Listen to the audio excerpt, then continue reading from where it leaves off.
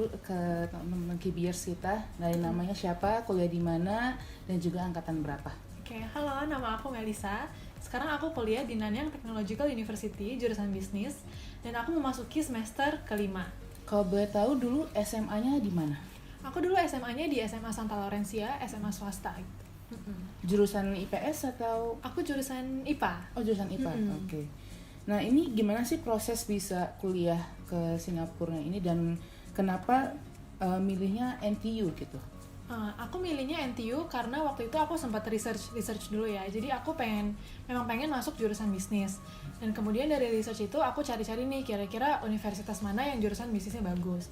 Nah, terus kemudian NTU itu salah satu universitas yang jurusan bisnisnya termasuk yang paling bagus di Asia, dan saat itu NTU-nya sendiri juga ranking ke-13 gitu di seluruh dunia.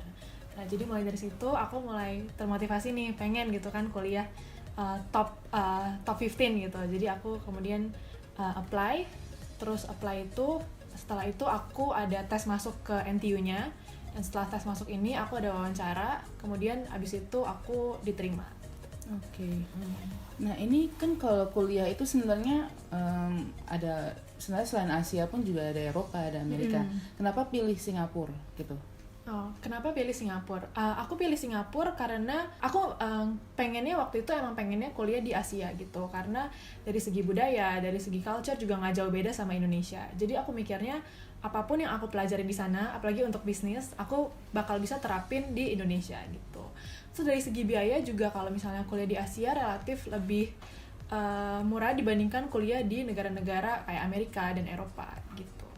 Kalau Singapura ini kan sebenarnya termasuk di luar negeri ya. Iya. Nah, kenapa kamu lebih milih untuk kuliah di luar negeri daripada di dalam negeri gitu? Aku milih kuliah di luar negeri karena waktu itu ada beberapa pertimbangan ya.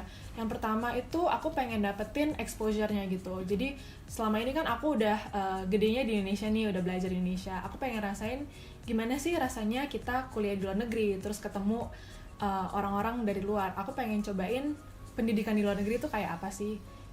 Dan selain itu menurut aku juga kalau kuliah di luar negeri itu kita bisa dilatih untuk lebih mandiri gitu ya, karena kan orang tua nggak di sini, terus masuk lingkungan baru, jadi otomatis apa-apa harus sendiri gitu. Selain itu kan keluar negeri tuh keluar dari comfort zone gitu ya, istilahnya kalau di Indonesia nih udah nyaman banget gitu ya, dari kecil udah di Indonesia.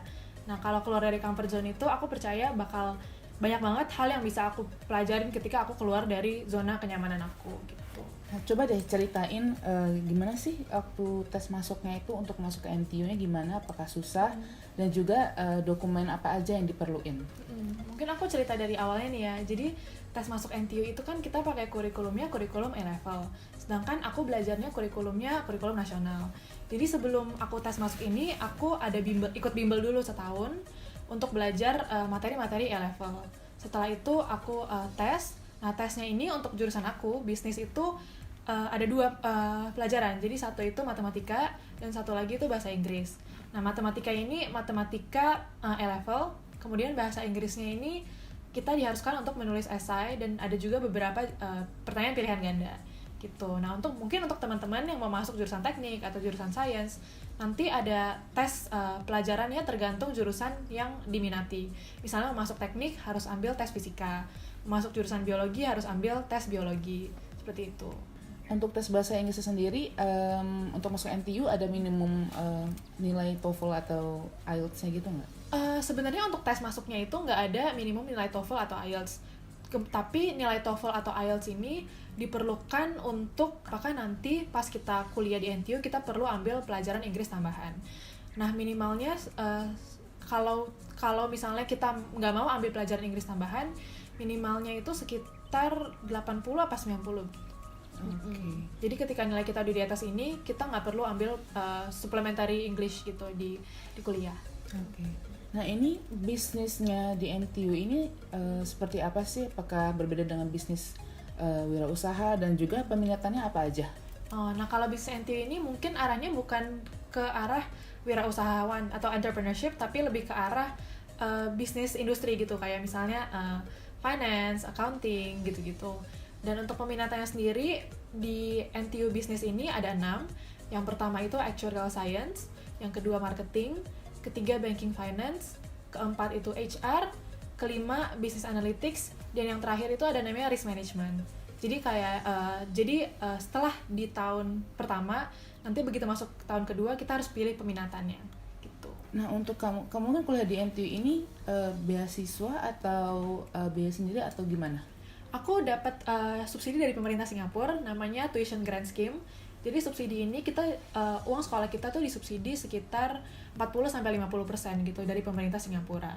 Nah, tapi nanti untuk dapetin ini kita harus tanda tangan kontrak, kita harus kerja 3 tahun di perusahaan Singapura setelah kita lulus. Kalau untuk biaya kuliahnya sendiri itu di NTU berapa? Biaya kuliahnya karena aku masuk jurusan bisnis, sedikit lebih mahal dibandingkan jurusan sains dan jurusan teknik lainnya. Jadi untuk aku biaya per semesternya itu sekitar 10.000 Singapura dolar. Itu setelah di subsidi pemerintah. Oh, setelah disubsidi. Oke. Nah, nanti untuk mungkin teman-teman yang mau beasiswa juga bisa ambil beasiswa lain, dan ini masing-masing dari beasiswa ini ada ketentuannya sendiri gitu. Jadi dipotong berapa gitu. Oke, selama kamu kuliah di NTU ini kan berarti udah masuk semester 5 ya. Yeah. Nah, menurut kamu sendiri selama kamu kuliah seperti apa sih pengalaman kuliah di NTU? Apakah susah atau perbedaannya seperti apa kalau mungkin kuliah di Indonesia gitu? Oke. Mungkin kalau kuliah di Indonesia, karena akunya nggak pernah kuliah di Indonesia ya, jadi aku nggak bisa jelasin terlalu banyak. Tapi ketika dari SMA ini aku masuk ke kuliah itu ngerasain bedanya, terutama dalam hal belajar gitu ya. Belajarnya tuh benar-benar harus mandiri banget kalau di kuliah, karena modelnya biasa dosen cuma ngasih pelajaran, misalnya ngasih tahu topiknya ini, terus kemudian ada kelas namanya kelas tutorial. Jadi kelas tutorial ini kesempatan dimana kita bisa kerjain soal dan nanya-nanya gitu ke dosennya. Nah, dari lecture ke tutorial ini biasa dosennya nggak banyak ngomong gitu, jadi cuman kasih tahu bahannya ini, terus kemudian kita belajar sendiri.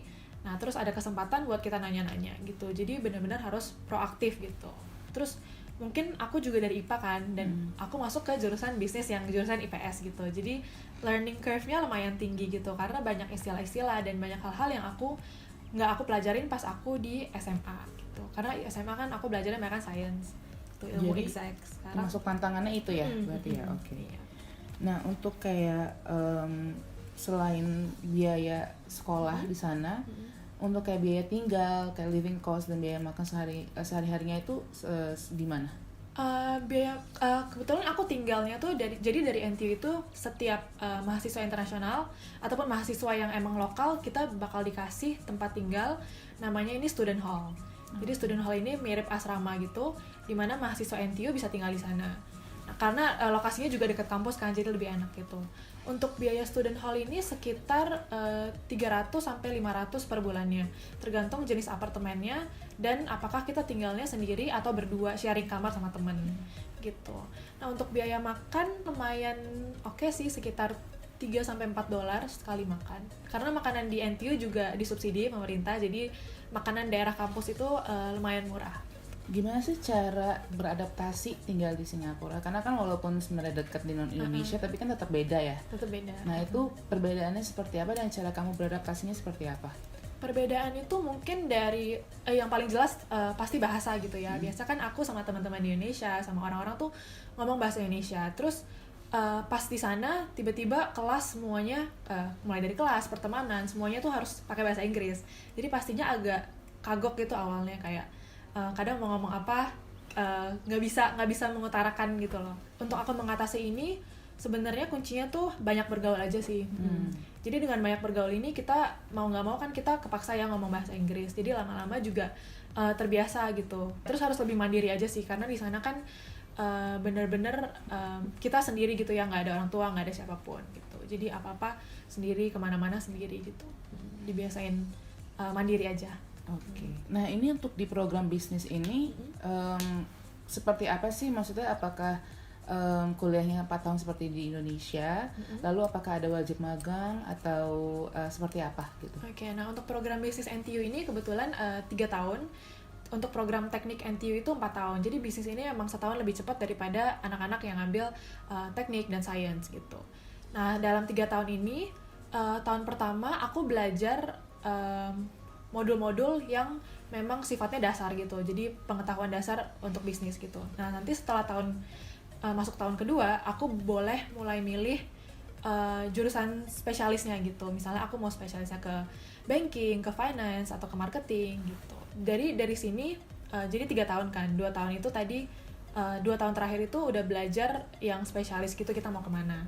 Nah nanti di akhir tahun kedua itu ada wajib magang tuh, jadi selama liburan summer itu kita magang sebagai salah satu syarat kelulusan juga sih. Oke. Selain kesibukan kuliah di Singapura, kamu ada kesibukan lain nggak? Mungkin Ada. sambil kerja atau gimana? Aku part time intern gitu ya, karena kan di Singapura lumayan gampang buat kita mahasiswa buat cari kerjaan-kerjaan part time gitu. Dan aku part time jadi konsultan bahasa Inggris gitu untuk mahasiswa NTU. Dan selain itu aku juga aktif dalam organisasi-organisasi mahasiswa Indonesia di NTU. Namanya Pintu, singkatan dari Pelajar Indonesia NTU. Selama kamu kuliah di Singapura itu, selain sebagai orang Indonesia yang tinggal di sana dan juga pelajar, apalagi jurusan bisnis, kesulitan seperti apa sih? Secara general itu kesulitan apa yang biasanya dialami oleh pelajar Indonesia di sana?